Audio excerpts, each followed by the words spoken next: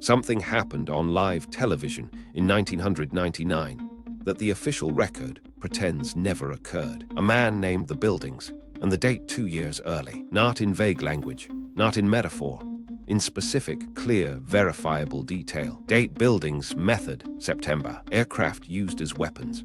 Spoken on a small cable access show by a man no one could identify before or after. Then the tape was confiscated. The man walked out of that studio and was never publicly seen again. If you are the kind of person who refuses to look away from things that don't add up, stay until the final minute. This one was made for you. By the end of this, you will know exactly what the surviving notes say, why everything else was erased, and why the absence of an explanation is itself the most disturbing answer of all. Before we get to what was said, we need to understand the world it was said in. In 1999, public access television was the most genuinely unfiltered form of media that existed.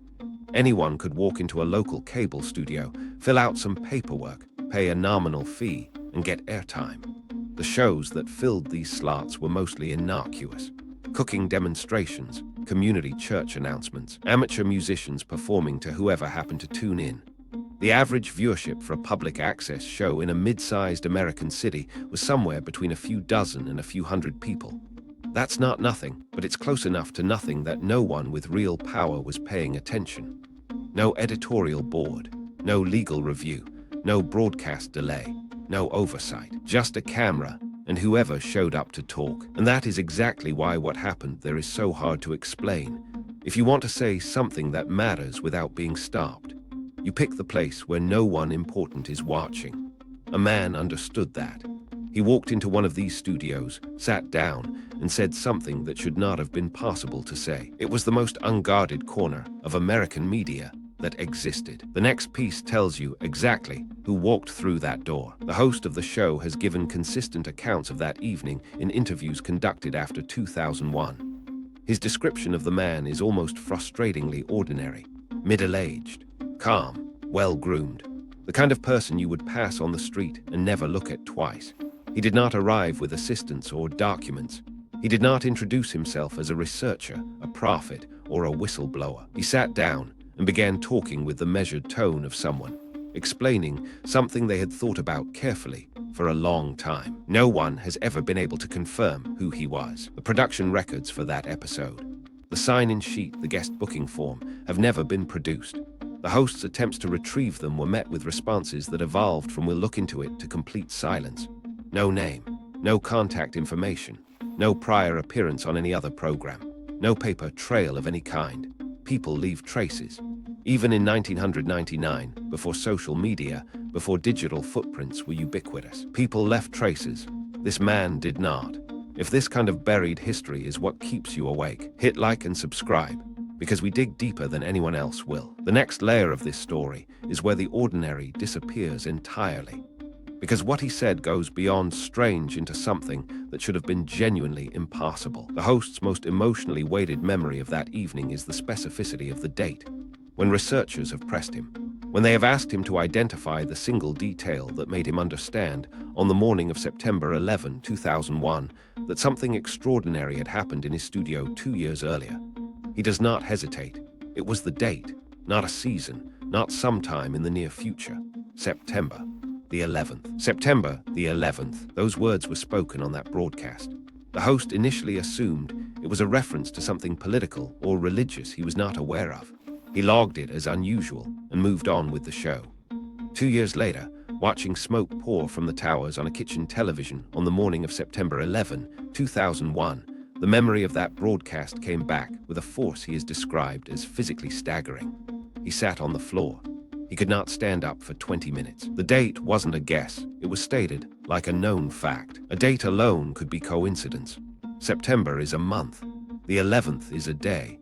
But the date was not the only specific detail offered. What the man said in connection with that date is where probability stops functioning the way we expect it to. He did not describe landmarks or symbols of American power in the abstract. He described 2 buildings, 2 specific towers in New York City. The World Trade Center had been bombed in 1993, 6 years before.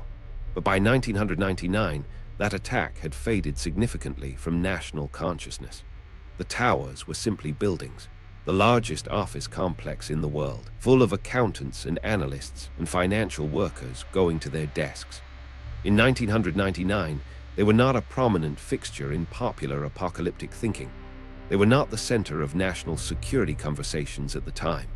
They were, for most Americans, just a part of the New York skyline. 1. He named 2 towers in New York City. 2. He named a specific date in September. 3. He described an attack unlike anything before. 4. He offered no source for any of it. Each detail in isolation might be explained.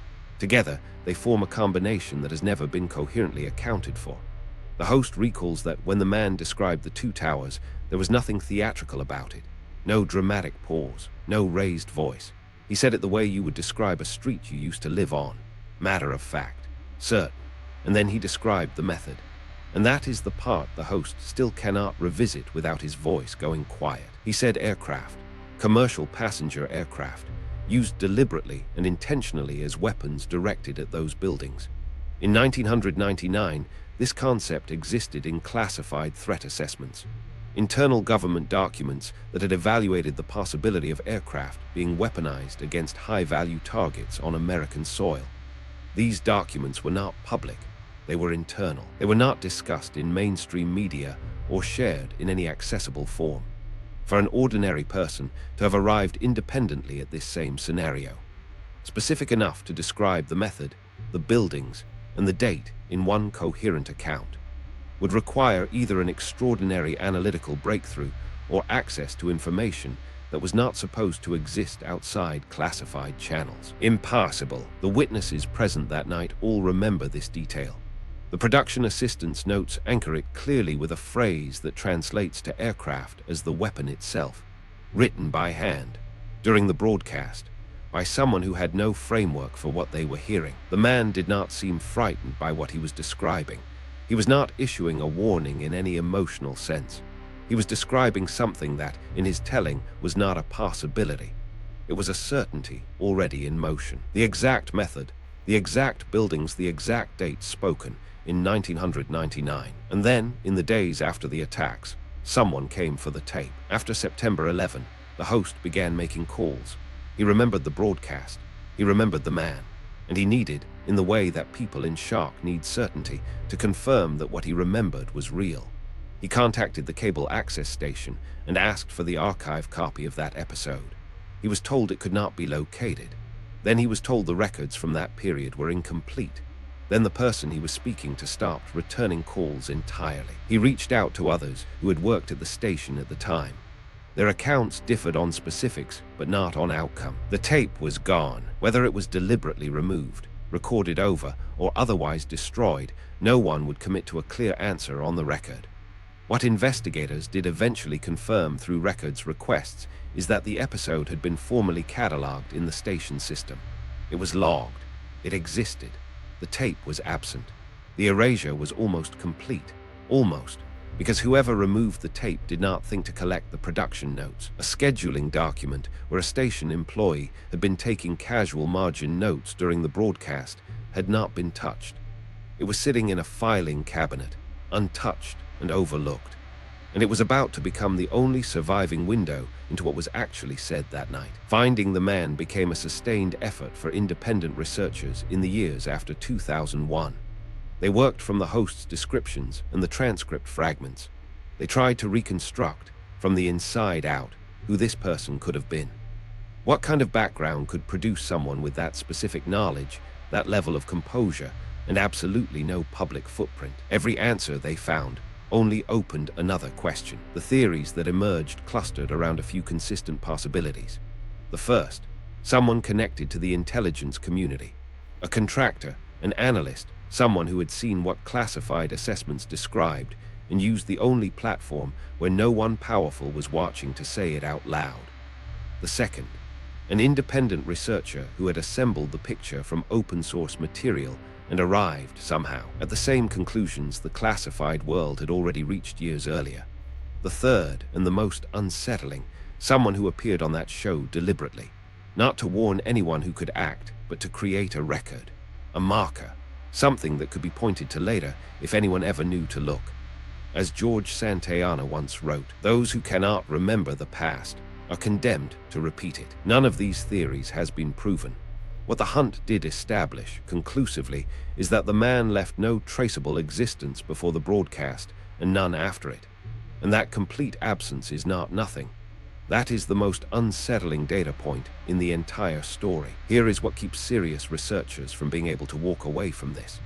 The 1999 broadcast does not exist in isolation. If it were the only anomaly, one strange show, one unverifiable account, one ghost, it would be easy enough to dismiss. What makes it genuinely harder is that it sits inside a documented pattern of warnings that were available, acknowledged, and not acted upon with anything approaching appropriate urgency. The warnings existed, they were just not believed. The August 6, 2001 presidential daily briefing, later declassified, publicly available, was titled "Bin Laden Determined to Strike in U.S. Real document, received, logged, discussed, not acted upon with the urgency the title demanded. Allied intelligence services, German, Israeli, Egyptian, had passed warnings of varying specificity to American counterparts in the months before September 2001. FBI field agents had filed internal memos about suspicious behavior at domestic flight schools. The information was flowing, and nothing sufficient was done. The 1999 broadcast exists inside that same gap between knowing and acting.